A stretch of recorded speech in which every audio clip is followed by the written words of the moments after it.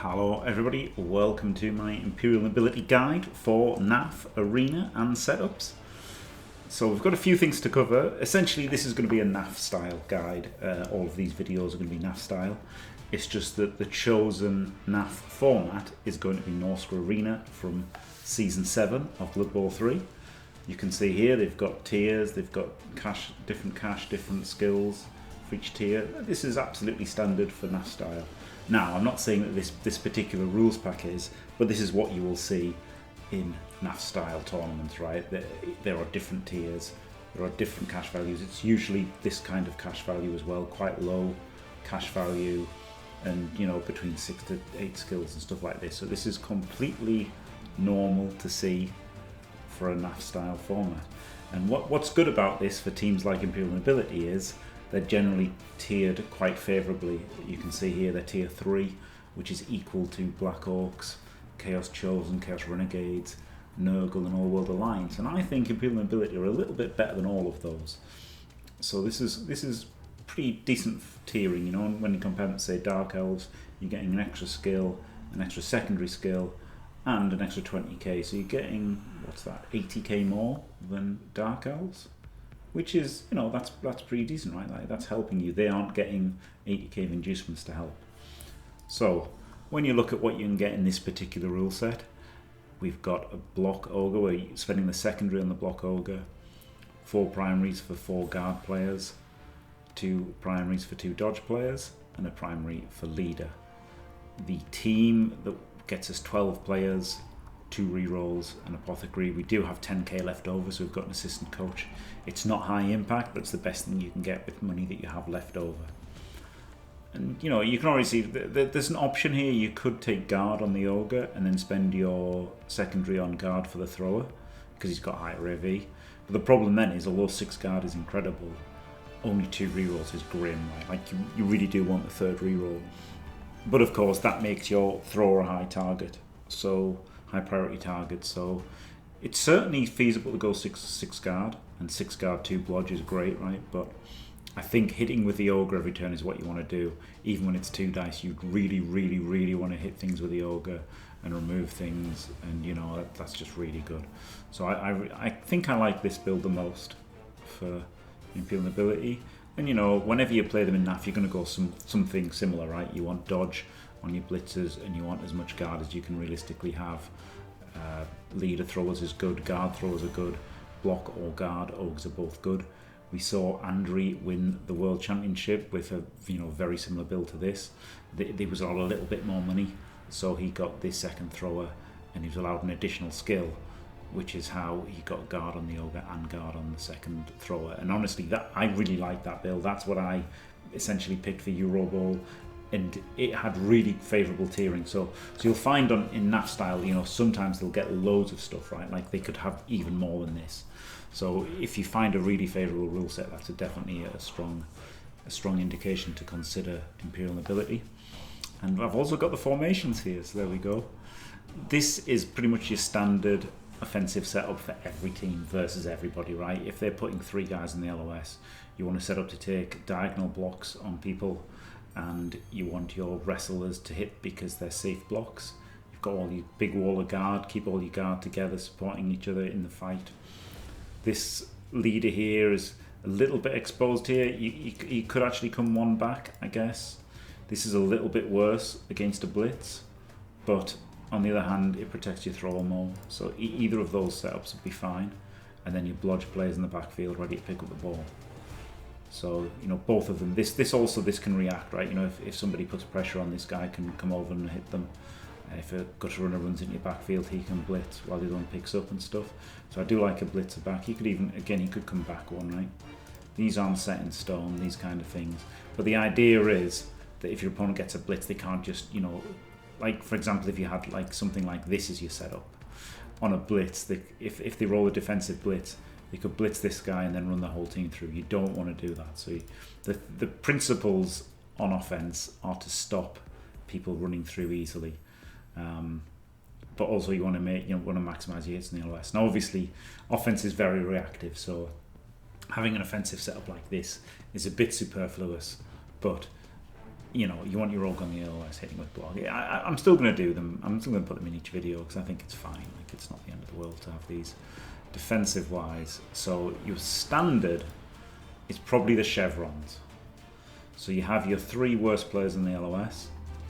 You have your blitzers here because they're very hard to knock over, right, with block and dodge. And also blitzing these isn't getting your opponent down the field.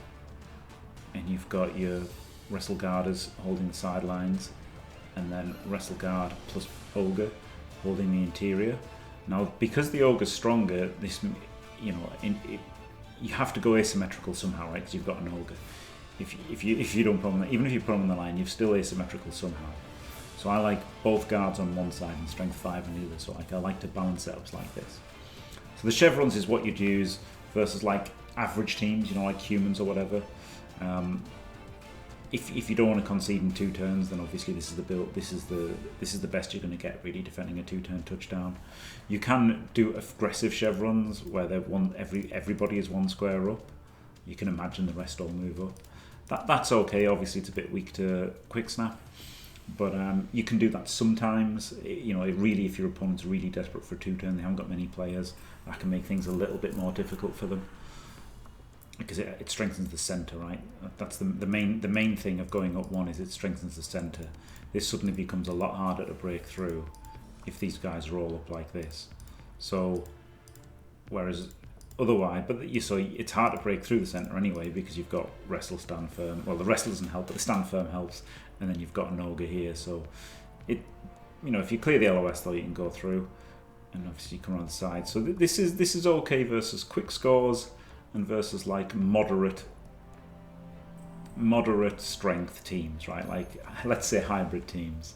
Although I'm not a fan of the different terms for teams that people have. This is the solid defense. I don't know what the name of this defense is. I don't know if anyone. I've heard it called Space Invaders. I heard somebody call it a battleship, which is I do not like. A bit cringe. If you're playing like a heavy team like Orcs, this is a good team. Because it's just pure fighty, right? You've got your 3 guys in the LOS, again, the weakest players in the LOS. You've got guard wrestles here, and you've got strength 5. So none of these are easy to blitz, right? If they've got a strength 4 player, if they're hitting from here, they've got to bring in an assist and leave themselves in contact. So they can blitz there from strength 4. That's the only direction they can blitz you. They could also run around and hit this guy. But basically, to get a hit, they've got to give up a hit themselves. You can use this versus humans and stuff as well, hybrids as well. It's a decent one. You keep your leader protected, your blodgers are, you know, on the edges there, and your guards and wrestles make this a strong.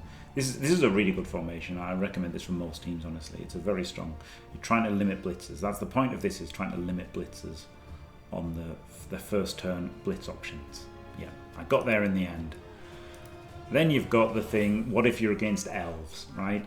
Wood elves, less so because they've got a tree, but dark elves, pro elves, high elves, you know, soft teams, you can just bang all of these guys on the LOS, block, guard, high strength, these guys directly behind them, blodgers on the end because they're more durable, so they're a less appealing blitz target, right? People want to blitz your AV8 plus defenseless guys.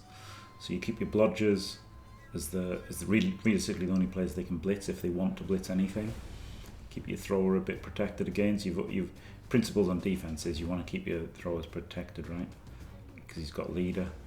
And then this is, you know, surely he's going to deny the LOS versus most agility teams like Dark Elves. Particularly Dark Elves, I guess, is the big one this is for.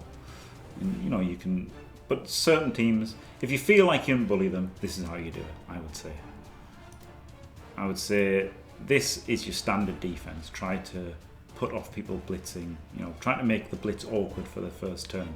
Like you can't win the drive on your defensive setup, right? But this is a good solid way to start. And then if they're trying a 2-turn, or if you think might try a 4-turn or something, you know, like I think if you're just kind of scared of them scoring against you, then I think chevrons like this is certainly the best way to stop a 2-turn. And it's just generally like a decent setup.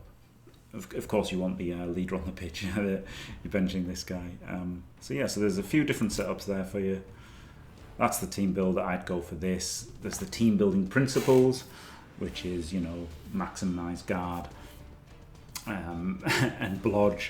There's an argument on tabletop for taking tackle because of Amazons, but the problem is, where do you take it, right?